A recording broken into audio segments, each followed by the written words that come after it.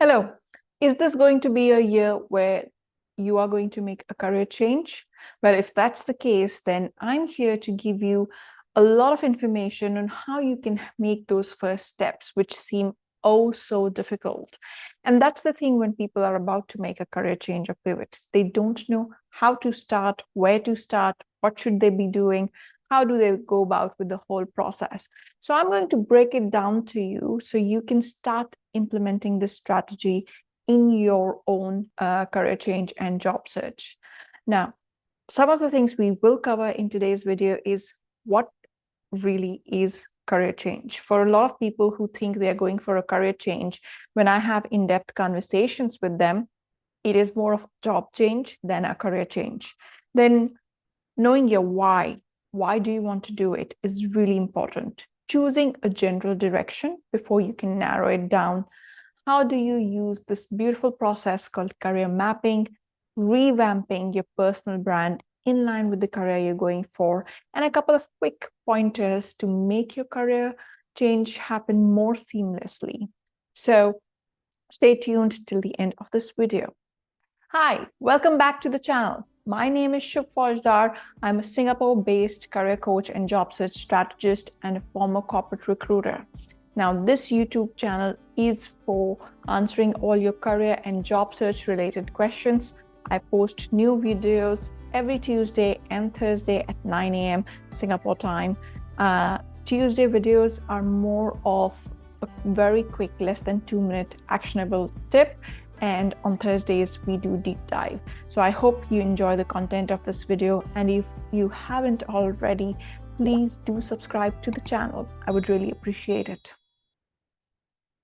Now let's start with the basics. What exactly is career change? There are 3 different parameters on which you can change your career. First is, you're changing the industry. So you've been with a particular industry for a very long time. The function remains the same, but you want to change the industry. In a lot of cases, that's more of a job change, unless you need very specialized skill to be able to change industries. So if you're doing a simple job change, but you've been a finance manager or finance director with a media house and you are now going into a tech company, a lot of the skills would be rollover. So it's more of a job change. The second one is geography change. Now that's a bit more intense because you might need to understand new regulations, new culture, new way of working, how do different teams interact, and of course, go through the whole immigration and visa process. So that's a slightly more intense process than a typical job change. The third one is a functional change. Now in this, your core work changes. What you've been doing for a very long time, you might need to change those skills, learn extremely new skills, and this may be a slightly more challenging career change for a lot of people. Now, a lot of people can change career in one dimension, so you're just looking at function change or a geography change, and sometimes you can also do it in more parameters, and sometimes you can do the triple change, which is also difficult, but there are a lot of cases which are successful. So you need to still prioritize which of these 3 parameters is the topmost priority for you to change, and then the second one, and then the final one. When you're doing a career change, remember, sometimes you may need to have a short-term in-between step before you can go to the actual career that you're looking at. So I hope that clarifies what really is career change versus just a job change. In career change, you need to adapt to new skills, new way of working, whereas job change, you're changing the company and sometimes even industry without having to learn extremely new skills. So the first and very important step of doing a career change is knowing your why. When I sometimes speak to people and I ask them, why do you want to pivot from this career? They would say things like, oh, because I'm finding it difficult to find a job in my career.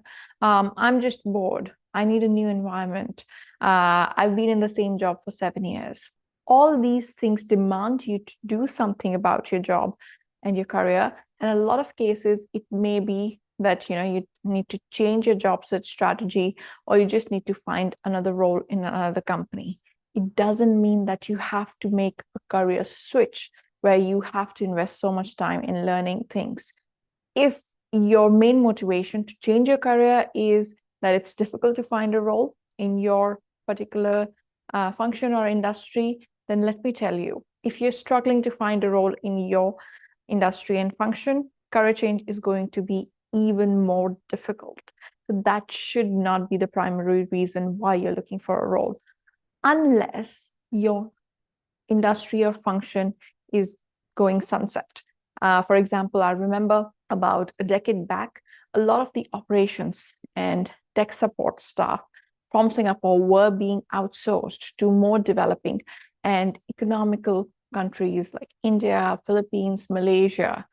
Now, if you were in Singapore in any of those roles and you decided not to do a career change, of course, that would not be viable, because very soon we started seeing that roles became drier and drier in those particular segments. But apart from that, if your job search is going tough and that's why you're doing a career change, then you may want to reconsider that.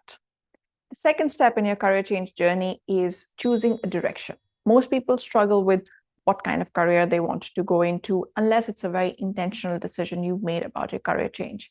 So first step, self-awareness. Find out what are certain parts of your roles. Look at each of your previous positions and see which of these positions did you thrive in? Which aspects of these positions did you thrive in? What is the common pattern which is coming out? What are the things you typically like to do in your work? And if I were to reframe a question, I would ask, imagine if money was no object. You won a $200 million lottery. You don't have to work for money anymore. What part of your current role or any of the previous roles would you like to do for free just because you love doing that? And that will give you a bit of a sense of what kind of roles do you want to go from here. The second thing, where you don't have to do a lot of extensive conversations, is look at some job descriptions. See what kind of job descriptions are appealing to you, and then go from there. And the third one is, let's harness the power of AI.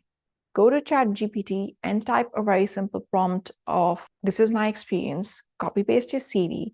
I'm looking at moving to another industry or sector. What are some other industries or sectors which would be interested in my kind of skills? Now, they may give you a list of certain industry and sector. Then you can give the next prompt as, for each of these industries, sectors, functions you've highlighted, can you state from my resume which transferable skills I already possess? Now, this is very important, because a lot of time people have this mental block where they think, oh, I don't know whether anybody would be interested in talking to me or what kind of role I want.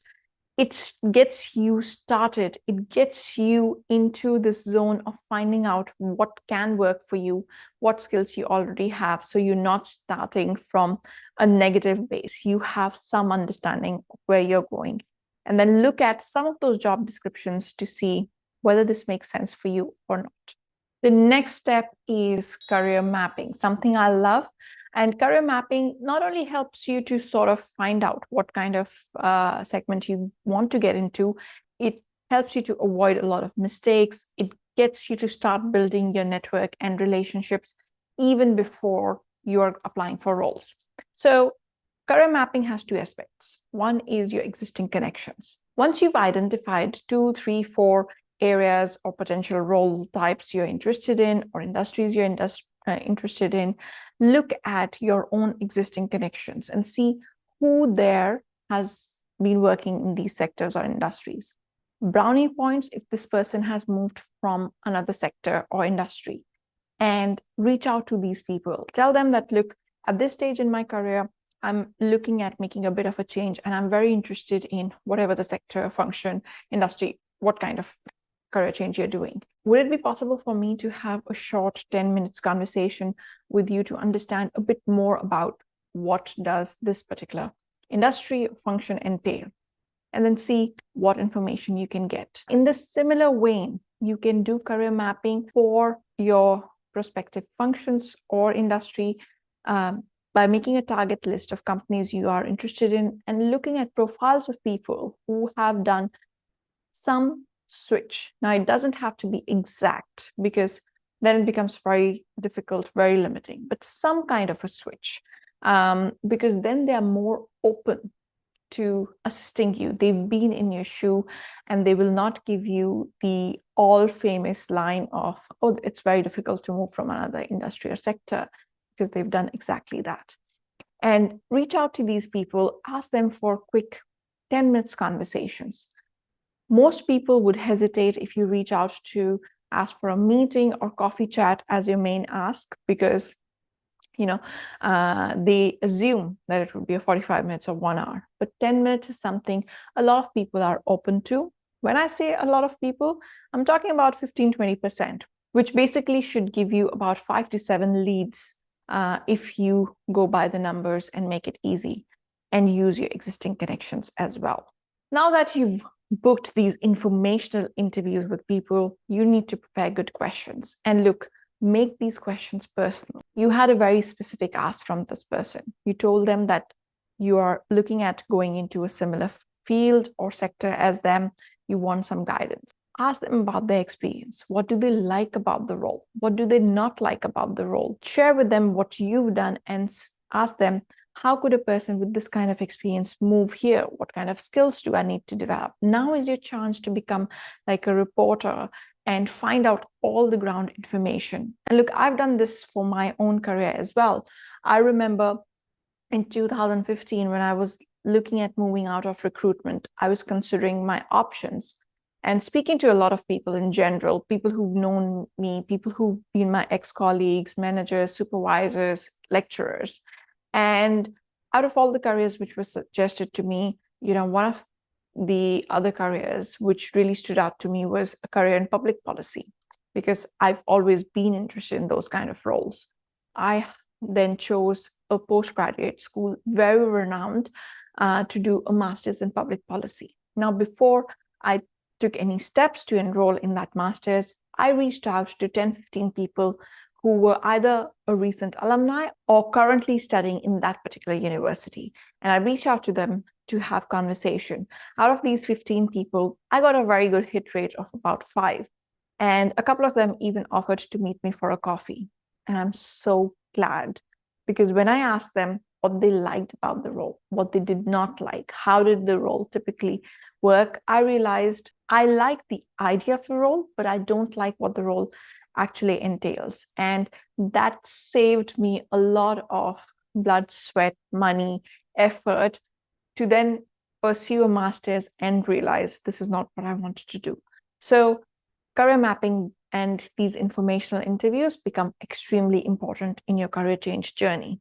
Once you have finalized where you want to go, you might want to get some actual experience in that field. Now, if you're currently working, may I suggest taking on some stretch assignment or speaking with your manager that you want to develop particular skill sets and you are happy to help with those functions, or reaching out to your colleagues who are handling those things to understand a bit more of the actual work and see if there's any project which is cross-team which you can participate in. If that's not possible, look at options of freelancing on sites like Upwork, Fiverr. Also depends on the kind of work you're doing. And I'm fully aware that this may not be possible for everyone, but if it is, getting actual experience is extremely important. It really helps you to deep dive, and it also shows a bit of commitment to the potential employer that you have made this decision to make a career change after getting some experience rather than just coming out of nowhere. And the final thing you want to keep in mind is revamping your personal brand. Once you finalize what kind of career you want to do, now you have to give a very in-depth look at your CV, your LinkedIn profile, the way you're speaking about your experience to align with this kind of career change. So look at some of the transferable skills. Your resume doesn't have to be a Wikipedia page where you talk about everything you've ever done. look at how you've supported this particular kind of position or any transferable skills from your previous role, which you can highlight. The way you communicate your value for the next role is the way you will get hired. So these are the overview of steps which you can use to make career change possible for you, or at least start exploring the option of career change. Now, I'm mindful that I've not got into the nitty-gritty of things, but that's because it's such a big topic. But I hope this helps you to get started on your career change journey. And on that note, I also have an announcement to make. I am actually creating a digital course on the art and science of networking for job search. I realize that's a topic most people struggle with, and I want to break it down with you. So not only have the whole strategy piece out, but also the details of how you can go about and do it on a day-to-day basis. So if you're interested, the link will be in the description. Go ahead and sign up in the interest list. You don't have to buy the product right now, but it will keep you updated on what's possible for you. So thank you very much for your support, and I look forward to seeing you next week on the YouTube channel or for my digital course content.